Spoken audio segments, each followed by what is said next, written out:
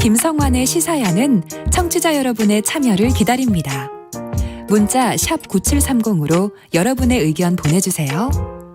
짧은 문자는 50원, 긴 문자는 100원의 정보 이용료가 부과됩니다. 애플리케이션 콩, 유튜브 채널 KBS 일라디오에서는 무료로 참여하실 수 있습니다.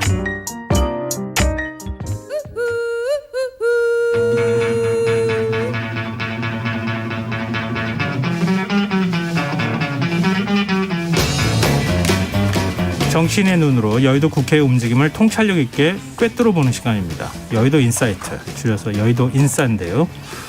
민주당 신경민 전 의원 자리하셨습니다. 안녕하세요. 네, 안녕하세요. 신경민입니다. 네, 국민의힘 오신환 전 의원 나오셨습니다. 안녕하세요. 네, 안녕하세요. 오신환입니다. 네, 오늘 가장 큰 화두가 됐던 얘기를 먼저 하고, 원래 사실은 준비됐던 얘기를 좀 갔으면 좋겠는데요. 그 국민권익위원회에서 부동산 전수조사 결과 지금 이제 야당 의원들 중심으로 해서 결과 내놨는데요.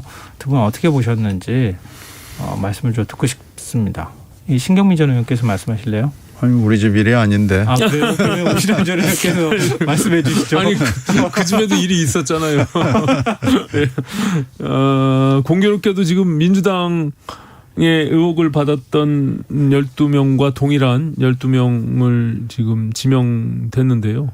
또 다른 타당의 1명하고 13명인데 어쨌든 이준석 대표가 그 이전에 계속 그 명시한 바대로 민주당보다 더 엄정하고 엄격하게 강력한 조치를 취하겠다 이렇게 이미 해놓은 바가 있는데 네. 어쨌든 지금 그 어떤 인물인지 또 내용은 어떤 것인지가 명확하게 지금 밝혀져 있지 않아서 아마도 이제 긴급하게 최고위원회가 비공개로 좀 소집이 돼서 네. 요 내용을 좀 논의를 하지 않을까 싶고요.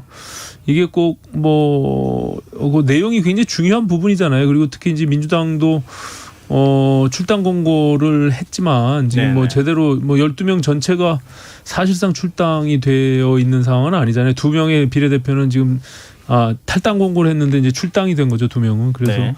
뭐 그런 상황인데 이게 어쨌든 국민의 눈높이에 맞는 기준으로 그 잣대로 어쨌든 조치를 취해야 된다라는 것은 기본적인 전제입니다. 예. 그럼 의원 명단은 혹시 공개하게 되는 겁니까? 그것도 이제 뭐 일단 그 지도부에서 그 부분을 고민하고 적정한 시점에서는 공개를 해야겠죠. 예. 네, 신경민 전 의원 어떻게 보십니까? 이게 이제 국민의힘 전에 민주당은 한번 똑같은 절차를 겪고 지금도 아직 완전히 끝나지는 않은 거죠. 이제 의석 숫자와의 비율을 보면 국민의힘이 12명 숫자, 이게 절대 숫자는 같지만은 비율은 훨씬 높은 거죠. 2배까지는 아닌데 하여튼 2배 가까이 되기 때문에 일단 그 비율이 일단은 좀 문제고, 이제 누구냐, 근데 누구냐는 지금 찌라시는 뭐 많이 돕니다. 근데 그 찌라시가 기다 아니다 그래가지고 논란이 있어서 문제는 있지만 공개를 하지 않을 수가 없는 게 민주당이 바로 깠거든요. 네네. 그러니까 이걸 공개하지 않으면 왜 민주당은 했는데 국민의힘은 안 하냐, 뭐 이제 이런 논란이 생길 수 있기 때문에 공개는 하겠죠. 시간 문제일 것 같은데 민주당은 뭐 거의 그렇게 길게 끌지 않고 바로 공개했거든요. 근데 이제 진짜 중요한 것은 이준석 대표 체제가 이 사람들을 어떻게 처리할 수 있을 것이냐. 근데 지금 송영길 대표 체제는 일단 비례대표 2사람은 신속하게 바로 처리가 됐습니다마는 탈당 권고를 한 지역구 의원 10명은 지금도 미동도 하지 않고 있습니다. 5명이 지금 안 하고 있는 거죠? 근데 아니 지금 아무도 사실은 뭐 안 하고 있어요? 탈당계를 낸 사람도 있고 뭐 안 낸 사람도 있고 그런데 이게 지금 움직이지 않고 있어요.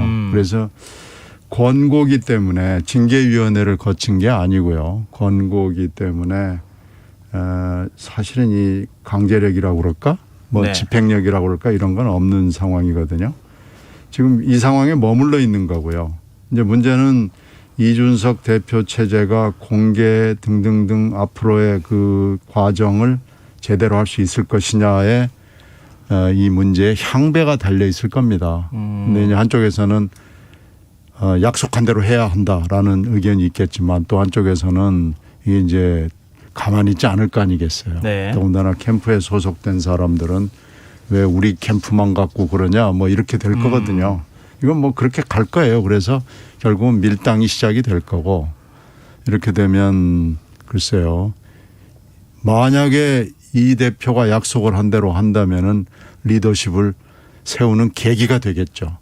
그러나 그렇게 안 된다면 안 될 공산이 저는 높다고 보는데 이준석 대표의 리더십은 어디로 갔느냐 이렇게 돼서 굉장히 어려운 상황으로 들어갈 수 있죠. 근데 국민의힘 상황은 굉장히 심각하게 말씀하시는데 민주당도 지금 못한 거를 국민의힘 보고 해야 된다고 얘기하시는 걸로 또 들리기도 해요. 그러니까 이게 사실상 굉장히 어려운 문제입니다. 현역 국회의원들을 이게 또 어쨌든 수사를 통해서 제대로 밝혀진 바가 아니라 네. 권익위원회가 어쨌든 자체 조사를 통해서 이제 그 내용 의혹이 있는 부분들에 대해서 혐의점을 갖고 결국에는 이제 수사기관에 정식으로 의뢰를 한 그 정도 수준인데요. 지금 신 의원님 말씀하신 대로 이준석 대표의 의지는 굉장히 강하고 확고하다라는 생각을 갖는데 이게 과연 그런 어떤 실행력에 있어서는 그것이 어떻게 작동할 수 있을지 이 부분이 문제예요. 그러니까 네. 윤리위원회가 사실 저희 당에는 지금 아직 구성도 안 돼 있고 네. 그러면 지금 마찬가지로 최고위원회에서 그냥 긴급 징계 내지는 뭐 권고 이런 사항의 수준으로 갔을 때 또 여지껏 이준석 대표가 경선 과정에 있잖아요. 저희는 네. 그런 상황에서 공정성 시비가 분명히 있었는데 네. 뭐 각 캠프에 이제 다 소속돼 있는 의원들일 거란 말이죠. 네. 어쨌든 그러면 그런 상황에서 또 다시 이제 이준석 대표에 대한 공정성 시비까지 이게 확전되는 과정으로 갈 수도 있기 때문에 굉장히 좀 조심스러운 측면은 있지만 어쨌든 저 개인적으로는 그것이 뭐 어떤 캠프에 속해 있던 사람이더라도 이거는 네. 별개의 문제로 굉장히 국민의 눈높이에 맞는 아주 강한 기준과 잣대로 이거 조치하지 않으면 사실상 당 전체가 또 대선을 치르기에 굉장히 어려운 부분들이 있기 때문에 저로서는 굉장히 강한 주문을 하고 싶고요. 그 누구라도 네. 지금 민주당의 기준보다 더 엄하고 강하게 조치해야 된다 이렇게 생각을 합니다. 네. 물론 명단도 공개해야죠. 예. 명단 공개도 하고요. 네, 물론입니다. 예. 뭐 말씀하셨듯이 지금 당내 여러 갈등이 있는 상황에서 이준석 대표가 저 결정 내리기가 참 쉽지는 않겠다. 뭐 여러 가지는 좀 고민이 되겠다 이런 생각이 듭니다. 내일이면 네. 뭐 방향이 나오겠죠. 네. 내일이 굉장히 중요한 날이 될 겁니다. 네, 알겠습니다. 그럼 저희가 지켜보도록 하고요. 또 하나의 뭐 뜨거운 이슈가 기다리고 있습니다. 언론중재법 개정안인데요. 지금 뭐 국민의힘을 비롯한 야당에서는 이 중재법 개정안 처리하면 안 된다 이렇게 얘기를 하고 있고 언론계에서도 좀 전반적으로 반대하는 분위기이기도 하고요. 지금 민주당에서는 강행 처리한다는 겁니까? 여기까지 왔는데 아마 유턴하기는 이미 많은 다리와 강을 건넜고요. 네. 이제 25일로 지금 예정이 돼 있죠. 본회의가. 예. 그래서 25일 날 처리할 것으로 예상을 하고 있습니다. 그럼 국민의힘은 뭐 사실은 지금 내부 문제는 있을 수 있겠지만 좀 외부적으로 좀 민주당하고 큰 전선이 하나 그어진 거 아닙니까? 그렇습니다. 적극적으로 그러면은 싸워야 된다. 뭐 이런 분위기가 형성돼 있는 겁니까? 네, 이 부분만큼은 뭐 당론과 또 각 대선 후보자들 모두가 언론중재법은 악법이며 이게 또 강행 처리하는 것은 분명히 민주당 입장에서도 다시 역풍이 불 수밖에 없는 이런 상황이다라고 판단이 되고요. 네. 이게 또 시기에 대한 문제 그리고 왜 민주당이 이렇게 굳이 밀어붙이기식으로 이렇게 강행을 하는 것인지 그 부분에 대한 여러 가지 의혹과 쟁점이 있다라고 생각을 합니다. 그래서 저희는 이제 총력을 다해서 이것을 막으려고 노력은 하겠으나 아시다시피 지금 180석 이상의 절대 의석을 갖고 있는 민주당 입장에서 이게 뭐 필리버스터도 그렇고 안건조정위원회로 회부하는 것도 그렇고 모든 것들을 다 무력화시킬 수 있기 때문에 민주당의 의지와 그 여론의 추이 이런 것들을 보면서 아마도 저희도 대응 수위를 좀 조정하면서 대응하지 않을까 이렇게 봅니다. 네. 또 언론중재법 개정안 지금 어떤 부분이 문제가 되는 것이냐 아마 청취자분들도 좀 궁금하실 것 같아요. 근데 일단은 국민 여론 자체는 나쁜 것 같아 보이진 않거든요. 여론조사 결과를 보면. 예를 들면 한국사회여론연구소가 TBS 의뢰로 지난 20일에서 21일까지 이틀 동안 전국 만 18세 이상 유권자 1,007명을 대상으로 조사한 걸 보면요. 찬성 의견이 54.1%, 반대 의견이 37.5%였거든요. 이 자세한 상황은 중앙선거 여론조사 심의위원회 홈페이지를 참조하시면 되는데요. 근데 지금 야당에서도 반대하고 이거 악법이다 이렇게 규정하고 그럼에도 불구하고 국민들은 왜 그러면 찬성하는 의견 쪽이 좀 더 많이 나오는가? 어떻게 보십니까? 지금 이게 이제 언론중재법이라고 하는 그 내용에 대해서 깊이 있게 이제 국민들께 전달이 좀 잘 안 된 측면들도 있다라고 보여지고요. 네. 또 그 여론조사의 그 로데이터를 보면 기본적으로 민주당을 지지하는 지지자들, 진보 성향에 있는 지지자들이 압도적으로 이 부분에 대해서 찬성 의견들을 내고 상대적으로 국민의힘 지지자들은 그거보다 더 약한 고리로 지금 지지층을 형성하고 반대 의견들을 내기 때문에 이것이 이제 어쨌든 국민의힘이 지금은 여러 이슈들에 대해서 지금 경선 과정에서 다른 잡음들이 많이 있잖아요. 근데 네. 이 부분에 대해서 통일된 의견들을 갖추면서 전선을 형성하고 이것을 막기 위한 노력들, 특히 이제 뭐 언론계나 시민사회 단체들이 지금 전면적으로 나서고 있고 특히 경실련을 비롯한 시민사회 단체들 또 민병까지도 이 부분에 대해서 문제 제기를 하고 특히 정의당도 반대하고 있는 이런 상황들이 좀 제대로 알려지게 되면요. 저는 여론은 분명히 변화가 있을 거다 이렇게 판단을 합니다. 그러니까 법 개정안 자체에도 문제가 있지만 지금 국민의힘 입장에서는 좀 민주당하고 확실한 전선을 만들어서 지금 당내 갈등이나 이런 것들을 좀 바깥으로 내면서 단일한 목소리를 내야 할 필요성도 있다. 네, 뭐 그것은 의도한 바는 아니지만 네. 어쨌든 이런 사안들이 발생함으로 인해서 대내적인 어떤 갈등보다는 대외적으로 어쨌든 싸울 수밖에 없는 상황이니까 그런 네. 전선이 형성될 수밖에 없겠죠. 예. 신경민 전 의원께서 여기에 대한 의견을 내주셔야 될 것 같거든요. 글쎄 뭐 언론 자유를 국민의힘 쪽에서 이렇게 열심히 하는 것이 저한테는 좀 낯설어 보이기는 해요. 제가 기자 생활을 30년이 넘게 했는데 항상 국민의힘 전신당 쪽에서 집권을 했을 때 엄청 혼났거든요. 그리고 저도 사실 MB 정권에서 앵커를 잘렸고 그래서 좀 생소한데 그러면 왜 민주당이 이러냐 뭐 이런 질문들 하겠지만요. 네네. 언론 자유의 중요성과 가치에 대해서 의심을 하는 사람은 뭐 아무도 없었겠죠. 그런데 문제는 이게 이제 특히 세월호 사건에 국민들이 언론 보도를 보면서 이 기레기라는 말을 만들어냈듯이 언론의 책임, 궁극적으로는 언론의 신뢰를 잃을 정도로 책임을 지키지 않는 것을 많이 봤죠. 그 이후에도 뭐 여러 가지 사건이 있었지만 하여튼 그 즈음부터 시작해서 기레기라는 말이 나오면서 언론인 본인들의 당사자들의 어떤 자존감을 상할 정도로 언론의 신뢰가 많이 떨어졌습니다. 좀 이런 더군다나 이제 전통 그 레가시 미디어뿐만 아니고 네. 기술의 발전에 따라서 이 첨단 미디어 이 플랫폼이 등장하면서 이게 아주 가속화됐어요. 그래서 이대로는 안 되는 거 아니냐. 언론의 책임, 신뢰를 회복하기 위한 몸부림이 필요한 거 아니냐라고 주문을 했는데 네. 그게 이제 제대로 안 된 거죠. 그래서 부득이 그럼 이런 법이라도 만들어야 되는 거 아니냐라는 여론이 굉장히 많아진 겁니다.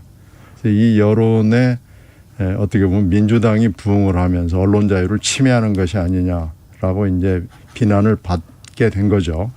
근데 언론 책임, 언론이 진짜 살기 위해서는 신뢰를 높여야 되고 그러기 위해서는 언론의 책임을 본인들이 언론 당사자들이 못한다 그러면 법으로라도 책임 문제를 신뢰를 회복하기 위해서 해야 되는 거 아니냐. 지금 뭐 그런 단계에 와 있는 거죠. 어떻게 보면 신뢰를 회복하기 위한 부득이한 조치다 이렇게 얘기할 수 있습니다. 네. 저는 뭐 개인적으로는 민주당이 어떤 명분을 내세우더라도 그 헌법이 부여하고 있는 언론의 자유 그리고 표현의 자유 이 부분의 가치를 넘어설 수는 없다라고 생각합니다. 그러니까 네. 왜냐하면 이 법이 갖고 있는 악용의 소지와 오용의 소지가 너무나 크기 때문에 그랬을 경우에 부작용들이 우리가 예측하기가 어려운 측면에서 그것이 발생할 수 있다면 오히려 저는 그런 것보다는 소위 지금 이제 뭐 가짜 뉴스가 판치고 언론의 책임이 좀 무책임한 측면이 있다라고 하는 부분들보다도 오히려 저는 그 언론이 가져야 될 그 자유 이 부분이 더 높은 가치에 있다라고 생각하거든요. 그렇기 때문에 이것이 악용될 소지가 있는 부분들이 우려가 된다면 저는 오히려 그런 법을 만드는 것이 자칫 잘못된 방향으로 갈 수 있다. 이런 측면에서 저는 이 언론중재법에 반대하는 입장입니다. 악용과 오용이라고 표현하셨는데 네. 어떤 부분이 악용될 우려가 있다고 보시는 겁니까? 그러니까 뭐 이미 알려진 대로 네. 언론이 자유롭게 취재할 권한들 또 그런 것들 통해서 과도하게 압력을 행사하거나 압박할 수 있는 수단이 될 수 있는 것이죠. 그렇기 때문에 기자의 양심에 반하게 그것들을 자칫 권력에 의해서 네. 그런 것들이 오용되거나 악용되면 취재하기 굉장히 어려움이 있는 거죠. 예, 언론의 기관의 입장에서도 마찬가지고 네. 오히려 지금은 유튜브 같은 것들이 더 굉장히 가짜 뉴스나 좀 더 과한 어떤 이런 뭐 표현이나 이런 것들이 있음에도 불구하고 지금 언론중재법은 타겟팅 자체가 그게 아니라 오히려 지금 현재 인터넷 매체나 레거시 미디어에 포커스가 돼 있는 거거든요. 네. 그러니까 오히려 지금 국민들이 우려하는 부분들에 대한 가짜 뉴스, 책임성이 부재한 이런 문제들은 오히려 개인 미디어인 지금 유튜브가 더 큰 문제가 있거든요. 네. 그래서 이제 그런 것들은 사실상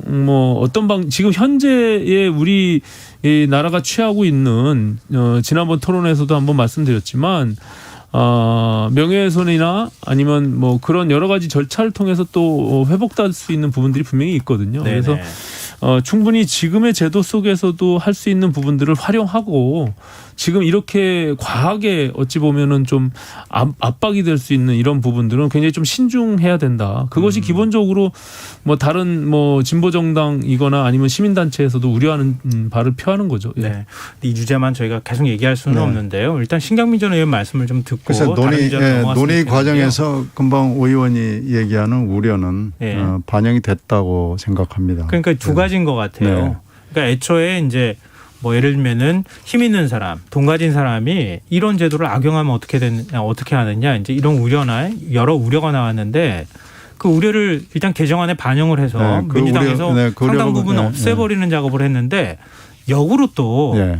이 법 통과된다고 해도 이게 무슨 그러면은 실효성이 있겠느냐 이런 반대 또 의견도 나오거든요. 네, 그렇죠. 뭐 그건 분명히 있는데 그래서 하여튼 그런 우려에 대해서는 걱정을 많이 덜 수 있을 정도로 개정안이 나왔기 때문에 그건 뭐 더 이상 걱정을 안 해도 되는데 그럼에도 불구하고 위축 효과나 전략적 봉쇄 소송의 오남용의 그 걱정은 있는 거죠. 근데 이건 우리가 운용을 통해서 얼마든지 볼 수 있고요.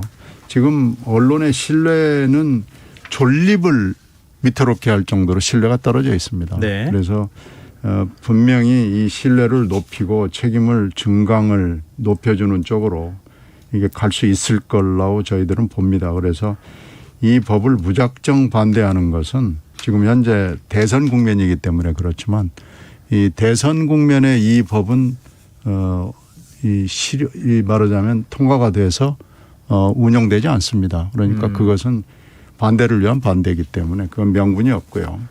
만약에 문제가 있다고 그러면은 그것은 또 한 번 우리들이 논의할 기회는 분명히 있을 거거든요. 그러니까 그건 한번 좀 봤으면 좋겠어요. 아, 그러면 그러면 현재 언론 내부에서도 내부의 그 메커니즘에 굉장히 익숙한 기자들이 이 법이 좀 작동이 돼서 우리들도 좀 기자답게 했으면 좋겠다라는 여론이 분명히 존재합니다. 언론계 내부에서도요. 네, 그렇습니다. 네. 그럼 뭐 이 얘기만 하고 뭐 다른 주제로 넘어갔으면 좋겠는데요. 국민의힘은 그러면 앞으로 어떻게 대응하실 계획이십니까? 이게 지금 뭐 얘기를 나오는 건 뭐 헌법 소원도 제기한다 이런 얘기도 있는 것 같던데. 뭐 제가 이제 경험상 지금 앞서 말씀드린 대로 3분의 2 이상의 절대 의석을 차지하고 있는 민주당이 저것을 뭐 무력으로 힘으로 밀어붙여서 통과시킨다면 사실상 막을 수 있는 방법은 없습니다. 현재 제도상에. 네. 그래서 좀 안타까움은 있지만요. 어쨌든 국민적 여론들을 좀 형성해서 민주당을 좀 압박해내고 그것이 결과적으로는 24일 법사위, 25일 본회의를 통과하게 될 예정인데 그 과정에서 뭐 필리버스터나 이런 뭐 최대한의 여러 가지 방법들을 강구해서 네. 또 국민적 여론들을 불러일으켜야겠죠. 예. 네, 알겠습니다. 여기서 마무리하겠습니다. 지금 여러분께서는 KBS 라디오 김성환의 시사회와 함께하고 계십니다. 여의도 인싸 국민의힘 오신환 전 의원, 민주당 신경민 전 의원과 함께하고 있습니다. 다시 이제 국민의힘 얘기로 돌아가서요. 선거관리위원장에 정호원 전 국무총리가 오늘 선임이 됐습니다. 이준석 대표는 정 전 총리에게 정권을 부여하겠다 이렇게 얘기를 했고 당내 갈등에 대해서도 사과를 했거든요. 네.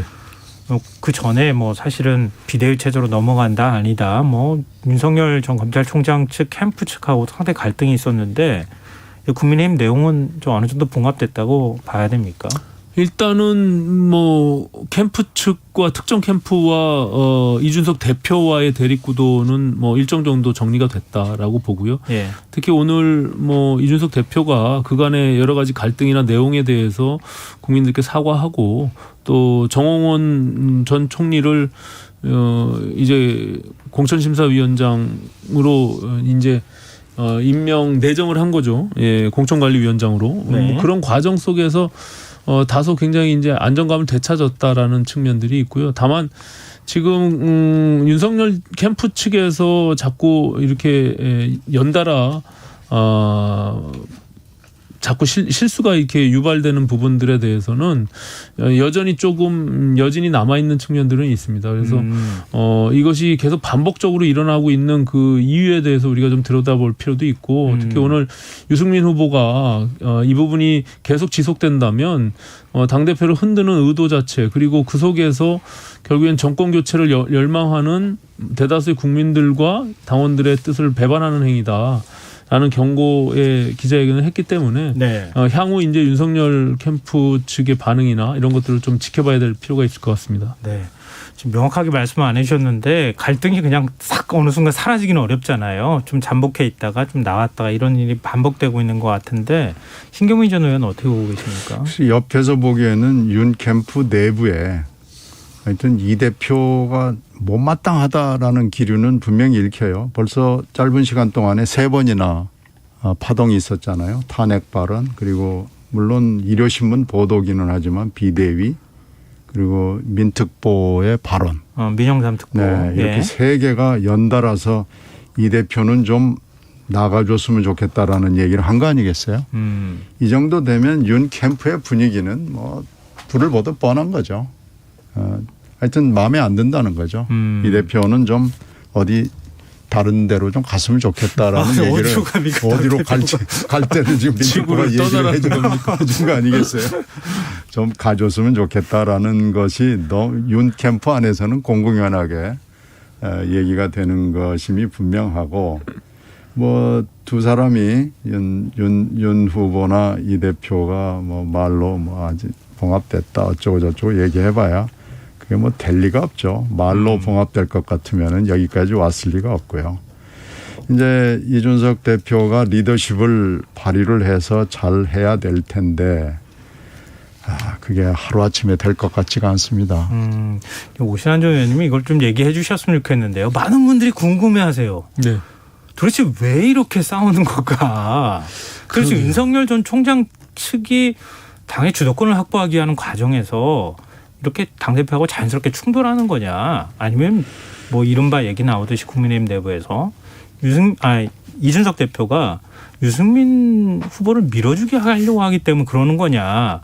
좀 속 시원하게 좀 얘기 좀 해주세요. 저희 입장에서는 정말 답답한 게요. 뭐 이준석 대표가 유승민 후보를 대통령 만들기 위해서 할 수 있는 일이라고는 이 정당의 구조나 시스템을 아는 사람이라면 네. 현실 불가능한 겁니다. 여론조사나 당의 룰이 있는데 아무리 이준석 대표가 그렇게 하려고 한들 그것이 이루어지지도 않고 특히 이런 측면에서 저희 캠프에서는 더 조심하고 오히려 역차별 받고 있는 측면들이 있거든요. 네. 그리고 처음에 토론을 할 거냐 말 거냐 가지고 당이 깨질 것처럼 이렇게 싸우는 이유에 대해서 저도 사실 이해가 안 돼요. 윤석열 캠프 측에서는 그것이 절차상에 조금 문제가 있다면 양해를 구하고 우리는 참여하기 어렵다. 네. 라고 하면 될 정도의 문제고 그것이 결국에는 무슨 저희가 봤을 때는 이 경준이를 무력화시키면서 지도부를 흔들어서 결국에는 자기들한테 유리한 네. 당권의 주도권들을 좀 쥐고 선관위에서 유리한 룰을 세팅하기 위한 그런 의도가 있지 않았나 이렇게 보여지거든요. 근데 네. 그것이 그렇게 호락호락하게 되지는 않겠죠. 후보의 입장은 또 후보는 후보대로 당의 대표나 지도부는 또 당의 역할들이 있기 때문에 이것이 이런 갈등이 계속 오래 지속되면 될수록 당의 지지도도 떨어지고 국민들은 염증을 느낄 수밖에 없는 그런 악순환이 되기 때문에 하루빨리 이 부분은 치유하고 네. 또 후보는 선수의 입장에서 더 비전이나 정책이나 서로의 어떤 철학에 대해서 토론하면서 이제 경선의 과정으로 빨리 가야 된다. 저는 이렇게 보여집니다. 네, 이제 뭐 곧 선관위도 출범하고 그럴 테니까요. 네. 좀 지켜보고요. 이 마지막으로 신경민 전 의원께 민주당 지금 뭐 경선 버스라고 하면 그렇지만 9월 4일부터 전국 순회 경선 들어가잖아요. 네네네. 근데 김두관 후보가 자가격리 중이에요. 좀 연기 좀 해달라. 9월 1일 날 이제 풀리거든요. 네. 그래서 뭐 토론을 일부는 취소가 됐고요. 네. 근데 이번 주 금요일에 있는 대전 MBC에서 하는 충청권, 네. 충청 남북과 대전시 그 토론회는 예정대로 진행이 되고요. 김두관 후보는 줌으로 참가를 합니다. 아, 네. 네, 그래서 일단은 경선 연기를 요구를 했는데 그건 당에서 받아들여지지 않았습니다. 그러면은 뭐 일정대로 가는 네, 건데 일정대로 방식만 가는데 조금 지금 달리. 네, 토론만 한 두어 개가 지금 취소 내지는 연기가 된 거고요. 뭐 그 외에는 그냥 그대로 갑니다. 네, 알겠습니다. 예. 오늘 여기서 마무리해야 될 것 같습니다. 여의도 인싸 지금까지 민주당 신경민 전 의원, 국민의힘 오신환 전 의원이었습니다. 두 분 말씀 고맙습니다. 네, 감사합니다. 고맙습니다. KBS 라디오 김성환의 시사야 1부 순서는 여기서 마무리하겠습니다. 저는 11시 정각 2부에 다시 오겠습니다.